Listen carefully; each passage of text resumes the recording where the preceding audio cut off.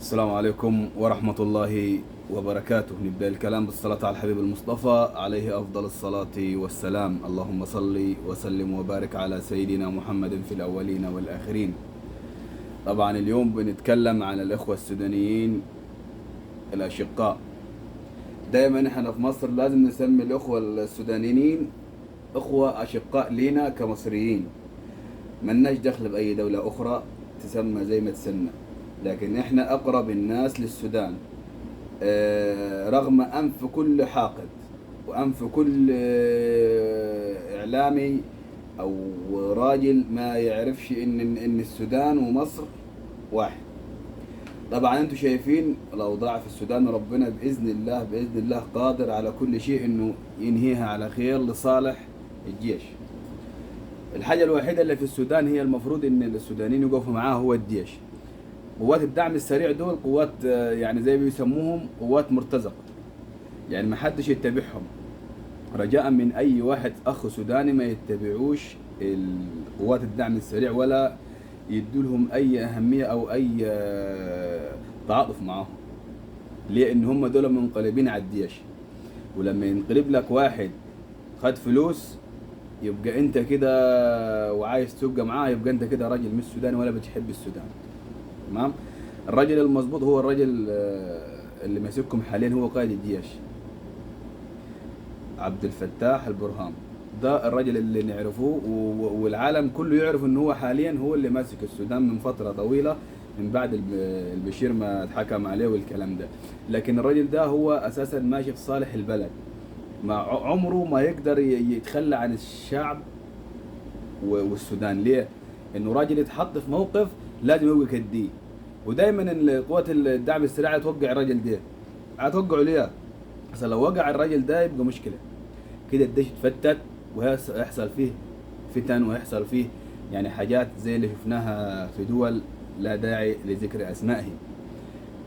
الجيش في كل بلد هو السيادي، الجيش هو السياده وهو اللي بيحرك البلد. سيبنا من اللي يقول لك دي دوله عسكريه ولا دوله مدنيه، لا، هي معروفه في اي حته هي الدوله دوله عسكريه. ما ليه لما تكون دوله عسكريه، ليه لما تكون هي دوله اصلا؟ ليه لما تكون هي دوله عسكريه، ليه لما يكون هي دوله؟ الدوله العسكريه دايما بيكون هي اقوى، هو الارجح في الفوز باي شيء. الراجل اللي بيتكلم اسمعوا الفيديو بتاعه، انا بصراحه راجل بحترمه من اول، يعني مش من الان. يعني راجل بيتكلم اهو. عندنا معاه شأن ثاني اللي هو خالد سد النهضة. شوف الراجل السوداني مظبوط. اتفاقياتنا السابقة معاها تنصلت فعلا، قاموا قفلوا البوابات وعطشنا. طيب اهو ده المقطع انا لسه جايبه. يعني شوف الراجل بيتكلم واثق من كلامه ان اثيوبيا قفلوا بوابات وعطشنا. راجل اكيد يعني ماسك، هو اللي راسل رقم واحد في السودان وماسك الجيش. طبعا دور مصر في السودان في الحرب اللي شغاله ده حمايه خارجيه. تمام. طبعا مصر حاليا قافله المجال الجوي كله حوالين السودان. اصلك حاليا في دول عايزه تخش، يعني اكيد في دول عايزه تخش في الزوبعه اللي حاصله دي. طبعا مصر الحمد لله مش مدي حد انه يخش في السودان. ليه؟ ان السودان اول وفي الاخير مع بعضهم. ايوه الراجل حمدتي ده وقوات بتاعته بتاع الدعم السريع دول ناس مفتونه من دوله، الله اعلم اي دوله فيهم، احنا ما نعرفش اي دول ولا اي دول، اكيد دول خارجيه احنا ما نعرفهاش بس هتتعرف. تمام. لكن الراجل ده الجيش بتاعه صلب، والجيش بتاع السودان اللي حال قائد البرهان بتاعه جيش معروف، وجيش بيضرب ضربات في قوات الدعم السريع، ملهوش دخل بالمدنيين، بالعكس هو بيحمي المدنيين. يعني ممكن الناس واحد سوداني يقول لك الجيش بيضرب فينا، لا، محدش يمشي ورا الاشاعات ولا التهيؤات دي. عمر الجيش ما يضرب المدنيين. ليه؟ ان المدنيين هم اهالي الجيش، هم اللي يضرب في ناسه مش تحصل. طبعا قوات الدعم السريع حاليا هي يعني يعتبر من اللي احنا بنشوفه اخبار على السوشيال ميديا انها يعني ابتدت تهبط. ليه تهبط؟ ان الجيش بيضرب ضربات فيهم ضربات سريعه ومؤثره. ايوه يعني يحتلوا مكان، مفيش حاجه اسمها احتلال. انا مثلا لما يخشوا مخازن او يخشوا اي حاجه يقول الله اكبر، الله اكبر، ما فيش مشكله ان الله اكبر ربنا ينصر الحق، بس انت الله اكبر عليك، انت مش بتحارب عدو، ولا انت ولا ليك ولا حد تعدى عليك، بالعكس ده انت اللي عملت انقلاب على الجيش بتاعك وعلى بلدك. انت اللي عايز خراب في السودان، انت اللي عايز دولة او ايد غريبة تخش في السودان. زي ما السودان وكل بلد فيها خيرات، اكيد السودان فيها خيرات كتير، ان احنا نعرف ان فيها خيرات كتير، بس بلاش ان احنا ندخلوا دول في السودان. ده رجاء من الاخوة السودانيين، يا ريت يوقفوا مع جيشهم ومع الرئيس. انا اتمنى يكون رئيس السودان هو الوزير او وزير الدفاع عبد الفتاح البرهان، راجل محترم، راجل عسكري فاهم اسوس ونظام الحرب. حاليا في هدنه بين الطرفين. طيب الهدنه دي المفروض ما حدش يضرب، لكن لا، بتوع الدعم السريع اقتحم الهدنه وبرضه بيضربوا وبيعملوا حاجات اساسا لا تتوافق مع اي هدنه اتحصلت في اي مكان.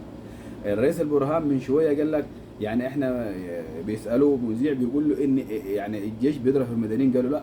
يعني انا لسه سامع الفيديو والله، وممكن اسمحه لكم عادي، لكن بيقول له عمر الجيش ما يضرب في المدنيين. ليه يضرب في المدنيين؟ ما ينفعش يضرب في المدنيين، تمام. لكن الهدنه الراجل اللي عملها ان تحقن دماء المواطنين، مش يحقن دماء قوات الدعم السريع، لا، هو خايف على المواطنين مش اكتر من كده. ربنا يرحم موتاهم وان شاء الله ويحقن دماء السودانيين كلهم، وربنا يولي الصالح في السودان. نتمنى احنا كمصريين ان السودان تبقى احسن بلد. ليه؟ لما تبقى بلد احسن بلد، بالعكس احنا كمصريين هنبقى مبسوطين ومفرحانين. ما تفكروش مصر قاعده ساكته، يعني إن يقول لك مصر تتدخل، لا، مصر ما تنفعش تتدخل. لو هتتدخل مع البرهان بس، لكن عمرها ما هتتدخل مع قوات الدعم السريع، مع حميدتي. مستحيل.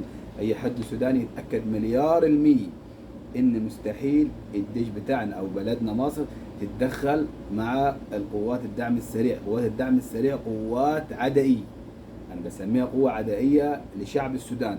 بالعكس مش جاي تصلح، هو رئيس سلطته جاي يعمل ان انا قائد حمدتي، وان انا بخاف على مصلحه السودان. لو انت خايف على مصلحه السودان وصح راجل،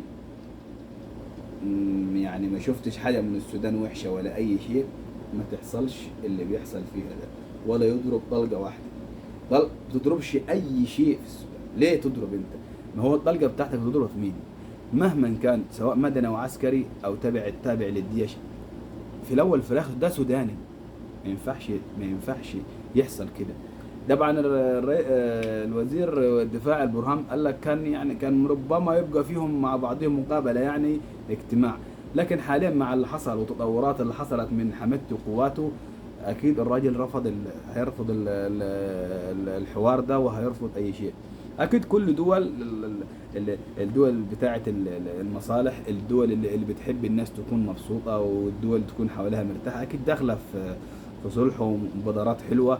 بس منين هو الراجل اصلا حميته ده مش ما سامحش لحد اكيد يعني، ولا المفروض اصلا والله حميته ده ما حدش يقعد معاه. يعني ليه يقعدوا معاه؟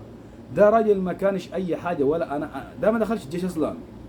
يعني ده ما دخلش الجيش، من راعي ابل لتاجر ابل لقطاع طرق، مره واحده لرئيس لقوات الدعم السريع. جات منين ده مش عارف. ايوه هو العيب في الاول في الاخر في الوزير البرهان، بس هيعمل ايه يعني؟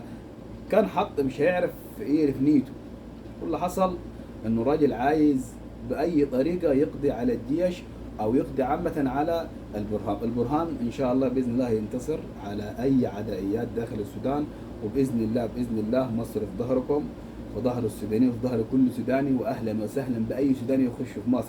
مالكمش دخل باللي بيحصل والمناوشات اللي على السوشيال ميديا. خليكم مع الدوله الاقرب لكم والاحسن لكم، مفيش احسن من مصر. ولا تخافوا، مصر في ظهركم باذن الله، في ظهركم وفي ظهر الجيش وفي ظهر الوزير البرهان. لا تنسونا في الاشتراك ودعمكم للقناة. مع تحياتي لكم. عاشت السودان إن شاء الله، ومصر في ظهركم. في أمان الله.